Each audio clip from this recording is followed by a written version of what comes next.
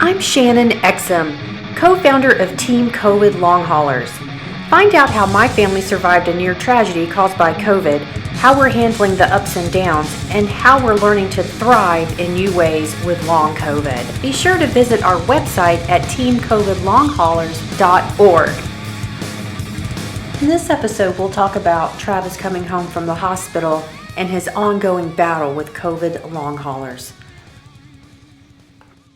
My doctor is awesome. She knew right away that she needed to check me for rhabdomyolysis. So drew blood there in her office, came home, and I think it was the next day, she called me herself and says, this is what's going on. Now, the treatment is typically you have to be hospitalized for it because you have to have massive IV fluids to get those enzymes out of your system.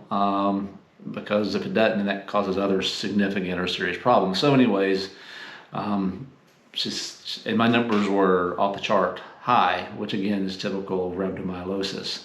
And what I told her was, look, I will drink water. I will drink lots of water. And I promised her, and I was serious too. I did not want to go to the hospital for obvious reasons, but I'm also learned not to be dumb, that I'll do what I need to do. But I didn't want to go back. So I told her, I said, listen, I will drink lots of water. If it gets worse or I don't feel like it's gotten any better, I will call you. Because and just off on a little bit of the story, my doctor was awesome. I had her personal cell phone that I could text her or call her if I had something that was really, really concerning. And of course, I'm a nurse, so I did. But she was very, very kind to me and just gave me access that, you normally don't get to your own personal doctor. So anyways, so that's what happened. And she called me and it resolved after a few days, but, could have potentially been very, very serious. Yeah. And it was a setback. I think what she had told me, and she called over to the therapy place, was I had to take off for a couple weeks, I believe, just to give my body a chance to rest. You did. You were not on bed rest, but you were, and that was the time. So that set us back from walking down the street. Our goal was to walk down the street, get to the end of the street, walk back, and then make a loop around the block. So it took you quite a while to make that. It's all right. That's part of my mission now is I really believe in humanity. I believe that we all did the best we could with the knowledge that we had. I have to believe and that. we still are. We still are. This seems like it's been going on for 20 years, and we're literally right at 2 years right now. And we've learned a lot from them. And I'm just being honest that I'm probably very fortunate that my illness was a year into it, because they had learned a little bit at the time about some things in treatment. And I got sick the first couple months. Yeah. I probably died. Probably. There's no doubt I probably would not have made it. So, caregivers, give yourself a break. It's okay. Yeah. On with the story. 1 month post, 2 months post, 3 months post. So you're up and down with your physical being. You started having all of a sudden. So we were going to stretch. We were doing your nightly stretch. You were on the bed and he was doing, quad stretch, some kind of stretch.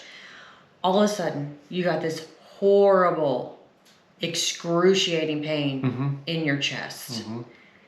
And this was during when you had resumed therapy.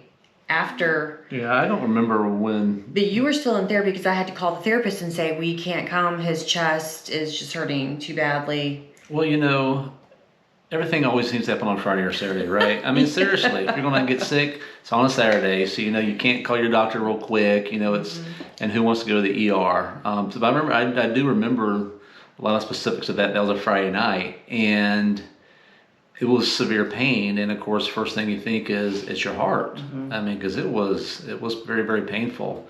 And for a little bit, I just didn't know what to do. I don't remember a lot of specifics, but I remember debating on whether we need to call 911. I need to go to the ER. But then the nurse and me kind of clicked a little bit, and I thought, okay, because I consider myself a very good cardiac nurse, and I know my cardiac systems very well. So then I started thinking, okay, when I have one of my patients who is having a heart issue, what happens other than having that? Well, if you're talking about my symptoms, I mean, some of them come and go, Yeah. but I mean, at that point, I had the fatigue. It was the same. It wasn't. I was not having a few days where I felt good. I mean, it was pretty much every single day. If anything, some days were worse. Where I could not do anything but sleep all day long. At best, I slept late getting up, and I would stay on the couch and sleep and nap all day. At best, and there were some days I just flat out slept all day, and that was the norm. Yes, but when we did the resume incident, that's when I'm like, holy smoke, you might not be going back to work. We might be out of work longer than we thought. All the things, and so it's the middle of the summer. I was off summer.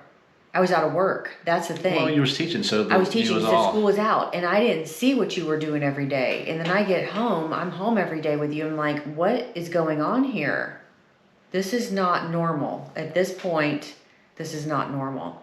And your day would be, like you said, get up late, eat breakfast, get on the couch, take a nap. And I'm like, what is going on here? Then we started doing some reading and some research, and all these things are normal, and normal for a post-COVID patient, which is not normal, but that's what they are going through. And I went to visit my parents in Kentucky and came back with a cooney 10-day-old pig.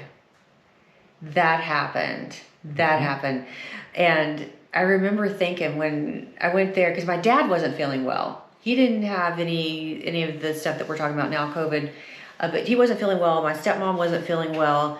And so I went up to check, to make sure, just to say hi, whatever, spend the night. And, I go in there in the bathroom, and there's this pig in the tub. Like, what is going on?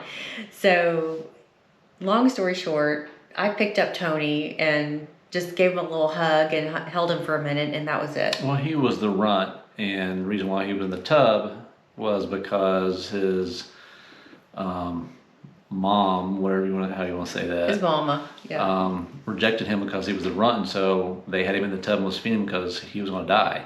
So and his siblings. So it's not died. like they were bringing him in to make him a house pig or anything like that. They died because he was going to die. To keep him alive, right? To keep him alive. So he was definitely a and rescue. Then they stuck a Jew in to bring him home. That's not very nice. It's kind of that's not way true. it went. That's not true, and that's not nice. So I brought Tony home, and you were mowing the grass. Mm-hmm. And I was thinking, okay, maybe he won't notice. Like, that's how bad your cognition was. Well, maybe he won't notice that this is a pig and not a dog. Well, Tony was tiny. For anybody who's never seen a piglet, I mean, he was small, the size of a small puppy. I mean, you could put him in one hand. Yeah. It's not like when they're born, they're 50 pounds. I mean, he was tiny. Yeah. So Tony's our COVID perk. And we got Tony thinking, okay, well, this is going to help Travis, get into things. He's going to have to go outside and feed him, and he'll be a nice support animal for Travis. And it turned out he was but he was my support animal, and still is. Tony, love him. Our 6th and final episode is next. Where do we go from here? Please watch.